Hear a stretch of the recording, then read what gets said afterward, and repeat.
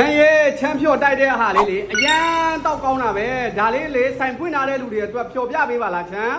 ရတာပေါ့ဒါဆိုရင်တော့ချစ်တယ်လို့တော့ပြောခဲ့လေချစ်တယ်โอเคဒါဆိုရင်ဆိုင်ဖွင့်ထားတဲ့လူတွေဆိုင်မှာအစ်အစံထည့်ချင်တဲ့လူတွေအတွက်ကိုဘယ်လိုဖြော်ရလဲဆိုတာတော့မကြည့်ခင်တယောက်တစ်ခုစီ share မယ်ပြီးသွားလို့ရှိရင်တော့ဘယ်လိုဖြော်ရလဲဆိုတာတွားကြည့်ကြမယ်လား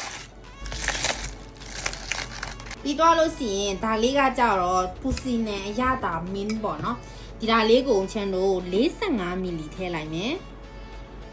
โอเคဒီလောက်ဆိုရပြီအနက်မမွေးလေးနဲ့အရန်တောက်လို့ကောင်းတယ်စော်ဒါထည့်မယ်စော်ဒါကို60မီလီထည့်လိုက်မယ်နော်โอเคဒီနှမျိုးကိုရောမွေလိုက်မယ်ဒီလောက်ဆိုရပြီပြီးသွားလို့ရှိရင်ရောင်းမဲ့ခွက်တဲကိုလောင်းထည့်လိုက်မယ်နော်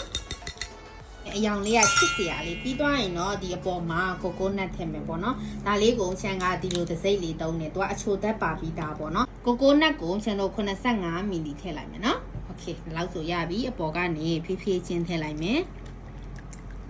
ဝေါ